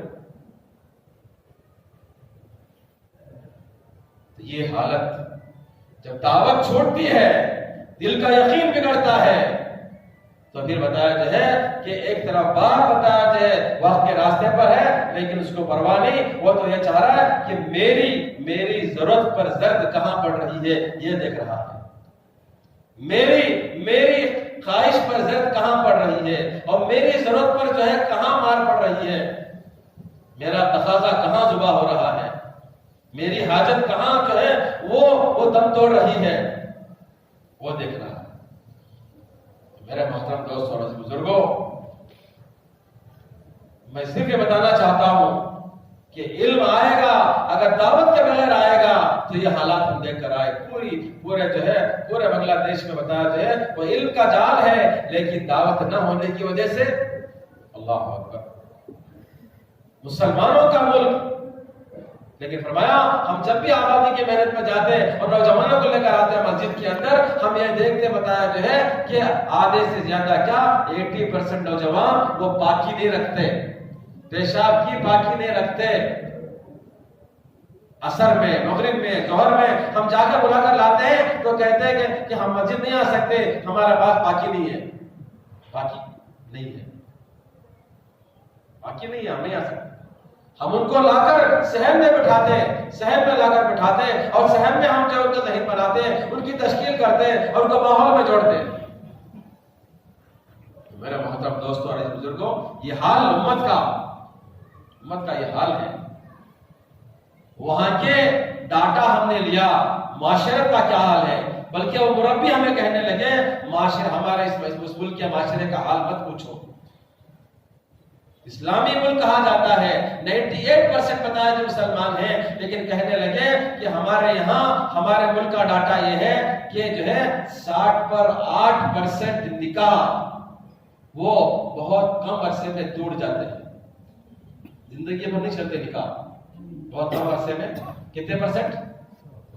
68% نکاح ٹوٹ جاتے ہیں، اور 68% میں پونا حصہ وہ لڑکیوں کی طرف سے، عورتوں کی طرف سے ٹوٹ جاتے ہیں کہ میں اس کے ساتھ نہیں رہتی، مجھے نہیں چاہیے۔ 68% تو نکاح ٹوٹ جاتے ہیں، اور ان میں وجہ کون بنے؟ پونے وجہ کس کی طرف سے؟ لڑکیوں کی طرف سے۔ کیونکہ ایک تعلیم کا اور علم کا جال ہے، پردہ تو نظر آتا ہے، ایک حد تک پردہ نظر آتا ہے، خریوں میں، دیہاتوں میں، ضلعوں میں ایک حد تک پردہ نظر آتا ہے، لیکن فرمایا دعوت نہ ہونے کی وجہ سے، تربیت نہ ہونے کی وجہ سے، فرمایا کہ دنیا کی خواہشیں اور دنیا کے تقاضے اور دنیا کی ضرورتیں البتہ جو ہے عورتوں کے دلوں پر غالب ہیں، جس کی وجہ سے وہ ذرا کمی کو برداشت نہیں کر سکتے، وہ نبھاؤ نہیں کر سکتے۔ یہ ہے حالت عورتوں کی۔ بتاؤ کتنی دین کی محنت کی ضرورت ہے؟ ہمارے سامنے تو خالی وہ اجتماع ہے، نہیں، ہمارے ملک کا ایوریج نمازیوں کا وہ ان کے ملک سے بہتر ہے۔ 5% بھی لوگ نمازی نہیں ہیں مسجدوں میں، حالانکہ 5.5 لاکھ مسجدیں صرف پتا جو ہے کرناٹک سے دگنا بھی ایریا نہیں ہے، وہ پورا ملک کرناٹک سے دگنا ایریا بھی نہیں ہے، بہت بڑی پاپولیشن، بہت بڑی آبادی، 20 کروڑ کی آبادی، 20 کروڑ کی آبادی، اور کرناٹک سے دگنا ایریا، اس کا جو ایریا ہے دگنا، لیکن حال کیا ہے؟ 5% بھی نمازی نہیں ہے۔ مقامی اعمال بالکل اللہ کا فضل ہے، پچھلے 6 مہینوں سے بغیر نظام الدین کے مشورے سے چلے کی جماعتیں تقریباً 300 سے لے کر 400 جماعتیں جا کر کام کری، لیکن انقلاب آیا محنت میں، یہ انقلاب آیا سارے مقامی اعمال میں کہ لوگ بتایا آبادی کی محنت کو، اور تمام پرانے ساتھی میں انقلاب آیا، ایک عجیب بتا جو کروٹ لیا ہے بنگلہ دیش، بتاتے اس بار کی محنت نے، اس بار کی محنت نے کہ جماعتوں، اس لیے فرمایا اس کا نتیجہ ہے دیکھا گیا اس سے پہلے کبھی اتنی جماعتیں اللہ کے راستے، حالانکہ پچھلے 6 مہینے سے 60 پر 4 ان کے ضلع ہیں پورے بنگلہ دیش کے، 60 پر 4 پروونس کے جیسا بولتے وہ 60 پر 4 ضلع ہیں، 60 پر 4 اجتماعات جو ہے وہ ہو رہے ہیں، ہر ضلع کا الگ الگ اجتماع ہو رہا ہے، تقریباً 40 اجتماع ہو چکے ہیں، اس بڑے اجتماع کے بعد جو ہے باقی کی اور 24 اجتماعات باقی ہیں، لیکن الحمدللہ ہر اجتماع سے جماعتیں نکلی ہیں، جماعتیں اجتماع جو کیے گئے ہیں جماعتوں کو نکالنے کے لیے یہ گئے تھے، اس کا اثر ہم نے یہ دیکھا کہ اس دوسرے اجتماع میں، کیونکہ بنگلہ دیش میں 2 اجتماع ہوتے ہیں، پہلے 3 دن بتایا جو ہے وہ سامنے والوں کا ہوتا ہے، اور باقی کے دوسرے اگلے ہفتے میں جمعہ ہفتہ اتوار وہ مکہ نظام الدین کے بتایا جو ہے یعنی وہاں کے مشورے سے اجتماع ہوتا ہے، اس میں ہوتا ہے، تو ہم نے دیکھا کہ دوسرے اجتماع میں 4200 جماعتیں 4 مہینے کے، جس میں پونے جو ہے وہ جو تقریباً جو ہے 60% چلے کے اور 40% 4 مہینے کے، اور 500 جماعتیں بیرون کے اس دوسرے اجتماع سے نکلی، اور پہلے اجتماع سے تقریباً 280 جماعتیں نکلی، یہاں 280 جماعتیں نکلی، وہاں 4200 جماعتیں نکلی۔ دعوت جب سنت پر آتی ہے، سیرت پر آتی ہے، تو اس کے اثرات آپ دیکھیں گے، اس لیے ہمیں تو محنت کرنا ہے، کیونکہ اللہ نے ہمیں وہ سیرت والی سنت والی محنت دے دی ہے، ہم تو بس یہ دیکھیں گے صحابہ سنت شریعت، صحابہ سنت شریعت صحابہ، یہی ہمارا کام ہے، اتنا صحابہ کو بولو اور اتنا سیرت کو بولو، اتنا سنت کو بولو اپنے کام میں کہ لوگ کہنے لگے ان کے پاس جو ہے سنت اور سیرت کے سوا کچھ نہیں ہے، ان کے پاس تو سنت اور سیرت کے سوا کچھ نہیں ہے۔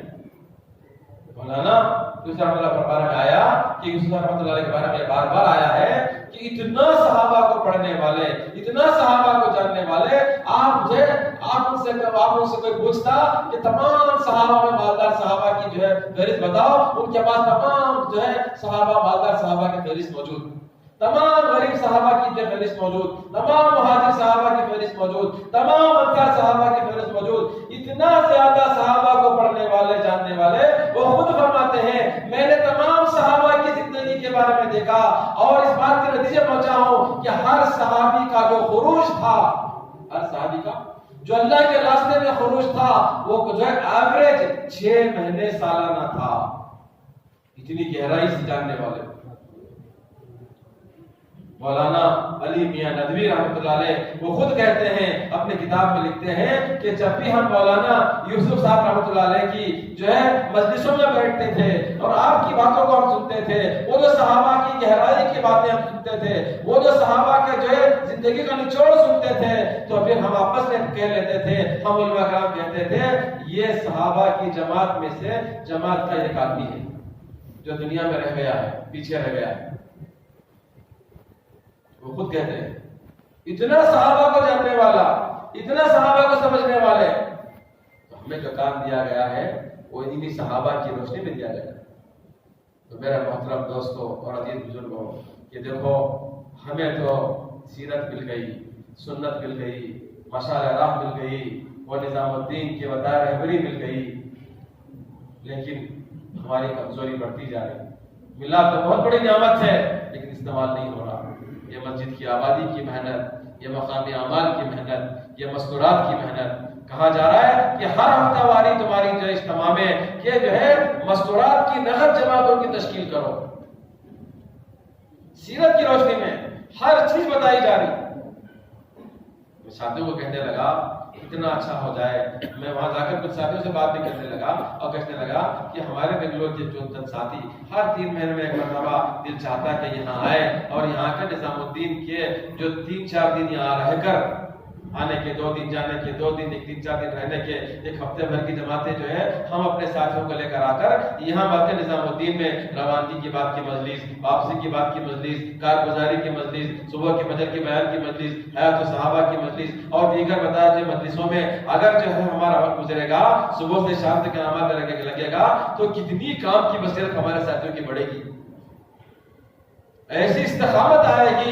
کیونکہ بتایا جو ہے کہ جب تک آدمی داعی نہیں بنے گا وہ استقامت نہیں آئے گی، کیونکہ قرآن کہہ رہا ہے کہ بتایا جو ہے جو اپنے دین کی دعوت دے گا اللہ کی مدد نصرت غیبی نصرت بھی دیکھے گا اور اپنے دین پر استقامت سے رہے گا۔ ان تنصر اللہ ینصرکم یثبت اقدامکم، تم اللہ کے دین کی نصرت کرو اللہ تمہارے ساتھ غیبی مددوں کو اتار دیں گے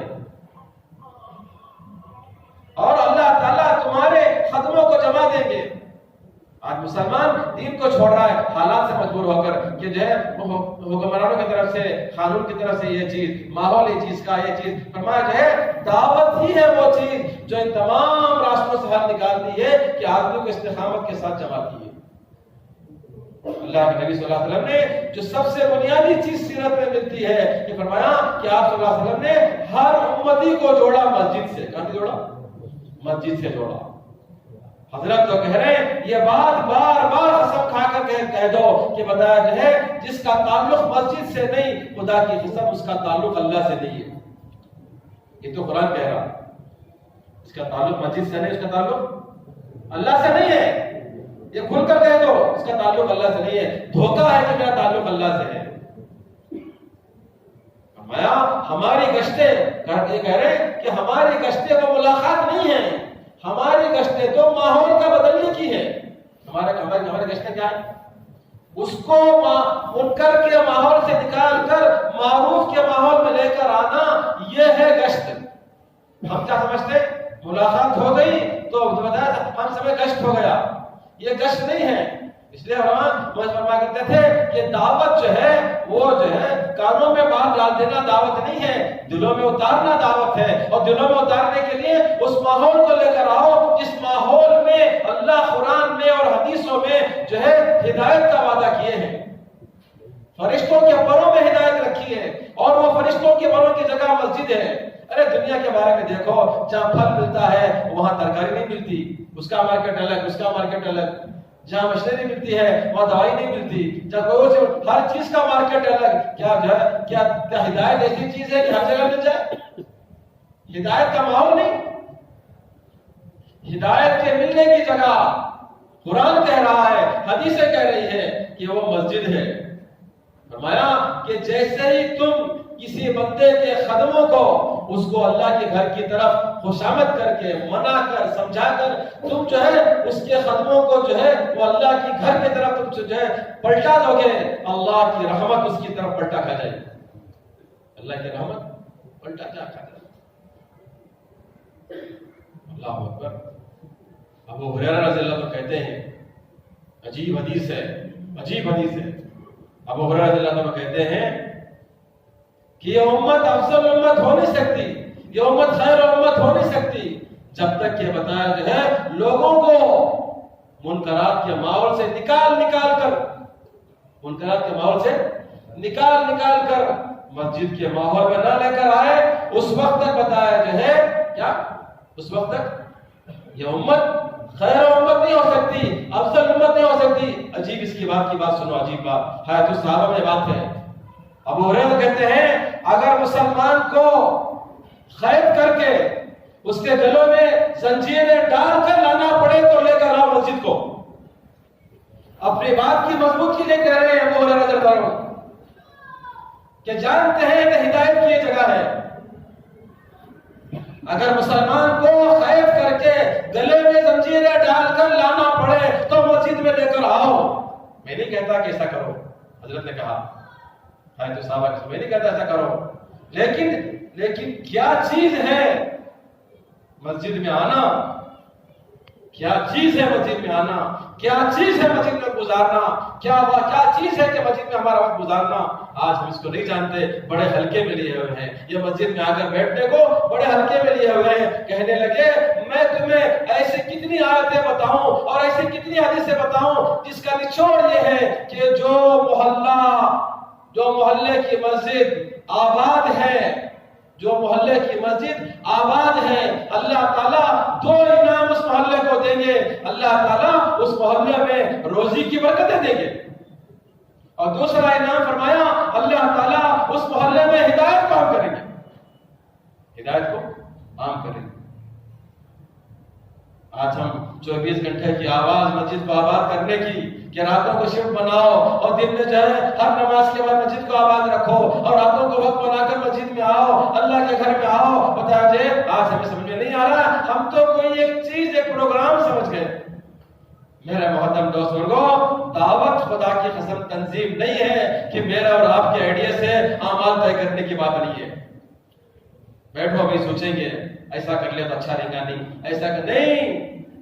یہ تو سیرت ہے، یہ تو سنت ہے، یہ تو صحابہ کے اعمال ہیں، یہ اعمال دعوت ہیں، یہ تو اعمال ہدایت ہے. میرے اور آپ کے عقل کی چیز نہیں ہے. وہی سیرت اور وہی سنت اس وقت مرکز نظام الدین سے ہر عمل کے لیے بتائی جا رہی کہ یہ ہے، یہ ہے، یہ ہے، دیکھو یہاں ہے، دیکھو یہاں ہے، دیکھو یہاں ہے. اگر اس 4 دیواری میں جا کر جو ہے ہم نے بلکہ میں نے وہاں کے بڑوں سے بھی کہا کہ ہم یہ چاہتے ہیں کہ ہمارا بنگل کا مجمع 3 مہینے میں ایک مرتبہ 8 دن کی جماعت بنا کر آپ کے یہاں آ جائے، 2 دن ٹرین میں آنے جانے میں اور 3 دن پتہ یہاں رہ کر یہاں سارے باتوں کو سن کر ایک بصیرت بڑھا کر لے کر جائے، کام کی فکر لے کر جائیں، کام کا مقصد لے کر جائیں، کام کی سیریسنس لے کر جائیں اور اس کام کی سمجھ لے کر جائیں. ورنہ تو غفلت ہی غفلت ہے. جن چیزوں کو ہمارے عقلوں میں اور دماغوں میں ڈالا گیا ہے بالکل غفلت ہی غفلت ہے.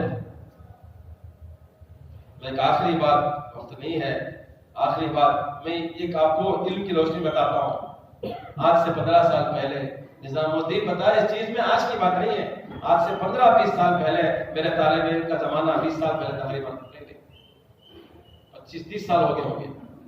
30 سال پہلے رام نگر کو میں جماعت میں گیا 3 دن. تو پھر جو ہے وہاں جانے کے بعد جو ہے میں نے جمعہ کا دن تھا، وہ 3 دن جماعت تھی ہماری. ظہر کے بعد اعلان کیا محترم دوستوں بزرگوں تھوڑی دیر تشریف رکھو، انشاءاللہ دین کی بات ہوگی. میں پیچھے جا کر سنت پڑھنے لگا. ایک مفتی صاحب میرے بازو آئے، آ کر کہنے لگے قرآن تو یہ کہہ رہا ہے فَانْتَشِرُوا فِي الْأَرْضِ، جب جمعہ کی نماز ہو جائے اللہ کی زمین پر پھیل جاؤ. وَابْتَغُوا مِنْ فَضْلِ اللَّهِ، اللہ کے فضل تلاش کرنے کے لیے پھیل جاؤ. اور اللہ کے فضل کی تفسیر یہ ہے روزی کے لیے پھیل جاؤ. جب جمعہ کی نماز ہو جائے، اللہ نے روکا تھا، اب جب نماز ہو جائے زمین پر پھیل جاؤ کاروبار کے لیے، روزی کے لیے، اللہ کا فضل تلاش کرنے کے لیے. اللہ کے فضل سے مراد روزی ہے، لفظ آیا ہے اللہ کا فضل تلاش کرنے کے لیے. بعض مفسرین نے کہا اس سے مراد روزی ہے. تو میں تمہارا یہ اعلان سن کر بیٹھوں یا اللہ کی بات سن کر چلے جاؤں؟ بولو بھائی. مفتی صاحب میں ایک اسٹوڈنٹ، میں ایک انجینئر، مجھے اتنے گہرائی یہ باتیں نہیں معلوم. ہمارے بڑے ہی میں پوچھ کو بتاتا ہوں. 3 دن ہمیں یہاں چاہیے مسجد میں تو آتے جاتے رہیں گے. جواب ملا تو بتاتا ہوں، نہیں تو پھر میں بھی ایک آدمی سوچ کو کیا اس کا جواب دے دو، نیکسٹ ٹائم اعلان کرنا کہ نہیں کرنا سوچ کو. بہرحال مجھے فکر سوار ہوا، رات میں فکر ہوئی اللہ کیا آج تک کتنے دنوں جماعت میں جا رہے ہیں، 8 سال کی عمر 10 سال کی عمر سے جماعت میں جا رہی اور اعلانہ کر رہی، زمانے سے اعلانہ کر رہی، اتنی عمر ہو گئی لیکن ابھی تک کوئی مفتی صاحب آپ کو ایسا سوال نہیں کر رہا. تمہاری بات سنو گی اللہ کی بات سنو گے تو کمی بولو، میری بات سنو گے تو گرفتاری مجھے. میں پریشان ہو گیا. تو پھر اس وقت جو ہے یہاں ڈاکٹر الطاف صاحب شفا کے انہوں مولانا عبدالستار صاحب کو میرے ہاتھ سے اکثر دوائیں دے کر بھیجتے تھے. وہ دوائیں کچھ دوائیں دے کر بھیجتے تھے ان کے لیے. مولانا عبدالستار صاحب اس وقت بھی مقیم ہیں، مرکز نظام الدین میں ہیں، میوات کے ہیں. تو مجھے اس وقت فون کا بھی زیادہ زمانہ نہیں تھا. کہ وہاں کاتبی ہو کے وہاں بازو بلاتے پھر کسی بات کو ہوتی ایک رابطہ تھا. تو میں نے جو ہے ان کو رابطہ کیا. جب پھر فکر ہوئی تو پھر جو ہے میں وہ جان رہا تھا ایسا معاملہ ہوا میرے ساتھ آج. تو وہ کہنے لگے کہ وہ کچا مفتی ہے. کیا کہنے لگے؟ وہ کچا مفتی ہے. میں کچا بولا تو بہت غصے میں آتی مجھے جواب دے حضرت بلا جواب دے میں کیا بول رہا. تو کہنے لگے وہ جو تفسیر ہے جس میں اللہ کے فضل سے مراد روزی ہے وہ ابن عباس کی تفسیر ہے اور ابن مسعود رضی عبداللہ ابن مسعود رضی اللہ تفسیر یہ ہے اس میں اللہ کے فضل سے مراد علم کا حلقہ ہے. یہ دو تفسیریں الگ ہیں. بولے کہ مختلف تفسیریں ہیں. ہم تو وہ تفسیریں لیں گے جو ہماری دعوت میں کام آئیں گی. ہمیں کیا لوگوں کو جو ہے اللہ کے راستے میں جا کر دکانوں میں بھیجنے جا رہی سو پہلے دکانوں سے جو مشکل سے آ رہی ہیں جمعہ کا دن میں اور پھر ان کو جاؤ دکان کو بولنے کا کام ہمارا. بولو بھائی. تو وہ کہنے لگے ہم تو دعوت کے لیے وہ تفسیر اختیار کریں گے جو عبداللہ بن مسعود کی ہے. اور عبداللہ بن مسعود رضی اللہ عنہ کے بارے میں اللہ کے نبی سے فرمایا میری امت کا بڑا مفسر وہ عبداللہ بن مسعود ہے. میری امت کا بڑا مفسر عبداللہ بن مسعود ہے. سن لیا بہت خوش ہوا. آیا حضرت کے پاس بھائی جب لگ ہوا حضرت دو دن نائش کی نیکسٹ دن ملے مفتی صاحب جواب لگا ایسا ساتھ ہو تو میں بھی دو روایت تھا جی ہمیں جمہور کی چلنا بھی جمہور کا تو کیا ہمارے اندر پوچھ رہی تھی. جمہور کی امور نہیں جو مفسران لکھی ہیں تفسیران ہر مفسر کے پاس اپنی دلیل ہے اپنی بات ہے. ایسا نہیں کہ جمہور کی قبول کی گئی باقی سب تفسیریں بیکار. سارے تفسیریں ایکول درجہ رکھتی. اور یہی معاملہ اس وقت کسی بیان میں سنا تھا کہ اصحاب کہف کے بارے میں ایک مفسر جو ہے وہ کتا کہتے ہیں دوسرے بڑے جدید مفسر کہتے ہیں کہ وہ شیر تھا کیونکہ دائی کے ساتھ روب ہوتا ہے. روب بتانے کے لیے اس زمانے میں جو بتایا ہم نے جو شیر سنا تھا بہت دنوں کے بعد اس شیر پر وبال ہم نے دیکھا. اس شیر کی بات جب سامنے آئی حضرت کی طرف سے ایک ہنگامہ دیکھا. حالانکہ بہت زمانہ پہلے ہم نے سنا تھا کہ اصحاب کہف کی ایک تفسیر یہ ہے کہ ان لوگوں کے ساتھ جو ہے وہ شیر تھا. کلب کہتے ہیں پھاڑ کھانے والے جانور کو. تو میرے محترم دوستو بزرگوں میں اس واسطے بات کہہ رہا ہوں کہ ہمیں اس وقت اپنے کام کی بصیرت بڑھانا ہے. ہمیں قربانیوں کے راستے سے بتایا جائے بصیرت بڑھے گی کیونکہ اللہ تعالیٰ نے اس امت کو قربانی والی امت بنایا ہے. ابراہیم علیہ السلام کی تمام جو ہے قربانیوں کے ساتھ اب گزرے تمام امتحانات سے پار ہو گئے. اللہ تعالیٰ نے پوچھا اے ابراہیم کیا مانگتے ہو مانگو. تو ابراہیم علیہ السلام نے مانگا کہ اللہ تعالیٰ مجھے جو ہے ان قربانیوں کے بدلے میں میری اولاد میں قربانی والی امت دے قربانی والا نبی دے. تو میں اور آپ جو ہے وہ قربانی کے بنیاد پر ابراہیم علیہ السلام سے مانگے گئے ہیں. کیا مانگے گئے ہیں؟ تو ہماری بنیادی قربانی پر ہے. یہ قربانی والی امت ہے. تو اس لیے میرے محترم دوستو بزرگوں جس بنیاد پر ہماری بتایا جو ہے دعا مانگ کر ہم کو اللہ سے لیا گیا. حضور فرماتے تھے کہ میں اپنے ابا جو ہے وہ ابراہیم کی دعا کا نتیجہ ہوں. تو یہ امت بھی ان کی دعا کا نتیجہ ہے. کیا دعا؟ قربانی والی امت دے دے. تو یہ امت قربانی والی ہے. اللہ نے قربانی والی امت بنایا ہے. الحمدللہ ہمارے سامنے 4 اور 5 مارچ کو اجتماع آ رہا ہے. اجتماع کا مطلب یہ نہیں کہ بھیڑ جمع کر جو ہے کچھ لوگوں کو جو ہے وہاں جمع کر یہ بہانہ ہے. اسی بہانے سے ہر فرد امت کو مسجد سے جوڑنا, ہر فرد امت کو اللہ کے راستے میں نکالنا, ہر فرد امت کو داعی بنانا, ہر امت کا جان اور مال جو ہے وہ اللہ کے راستے میں لگانا, یہ ہماری ذمہ داری ہے. جب ہم خود مسلم نہیں بنیں گے, صالح نہیں بنیں گے تو مسلم کیسے بنیں گے؟ وہ بتائے اس راستے میں قربانی دیں گے تو اللہ صالح بنائیں گے, اور جو صالح بنے گا اللہ ان سے دین کا کام دے گا. اس لیے میرے محترم دوستو بزرگوں اپنے صالح بننے کی نیت, ایسا نہیں کہ میں اپنی فکر چھوڑ کر کبھی کبھار اللہ تعالیٰ کسی سے دین کا خوب کام لیتے ہیں لیکن خود کو محروم کر دیتے ہیں. یہ بھی بڑی ڈرنے کی چیز ہے. اس سے بہت دین کا کام ہو رہا ہے, ملکوں میں کام ہو رہا ہے, لیکن میرا کیا ہو رہا؟ بعض مرتبہ اللہ تعالیٰ کام تو لے لیتے ہیں لیکن اس کو فیل کر دیتے ہیں. اس لیے میرا حکم ڈرتے ہوئے چلنا. اس لیے ہم اپنی حاجت کو سامنے رکھ کر میرا ایمان بڑھنا, میرا یقین بڑھنا, میرا اللہ سے تعلق بڑھنا, ہونا، مجھے توکل حاصل ہونا، مجھے اعمال کے راستے میں کامیابی کا یقین پیدا ہونا اور میرے دل میں بات آنا کہ مسلمان کے لیے دنیا نہیں ہے. یہ حدیث کیا ہے؟ یہ دنیا مسلمان کے لیے قید خانہ ہے اور مومن کے لیے مسلمان قید خانہ ہے اور کافر کے لیے جنت ہے. یہ بات یقین آ گئی تو پھر آدمی اس کے لیے کرے گا.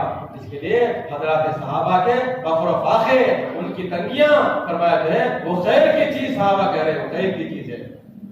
اس کے لیے میرا بزرگ دیکھو ذرا اپنے ضرورتوں کو آگے پیچھے کرو اور اللہ کے راستے میں 4 مہینے نکلنے کا اور 5 مہینے بیرون کے ارادے کرو. ہماری ہر مدد یہ ہے کہ جب تک نہیں نکلو گے بلکہ امام راضی رحمۃ اللہ فرماتے ہیں نماز کا چھوڑنے سے بڑا گناہ دعوت کا چھوڑنا ہے.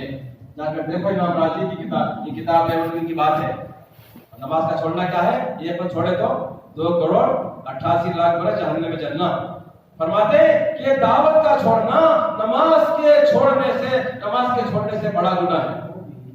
اس لیے بھائی دیکھو دعوت کے تقاضے ہمارے سامنے ہے. بتاؤ کہ کون کون تیار ہیں 5 مہینوں کے لیے 4 مہینوں کے لیے.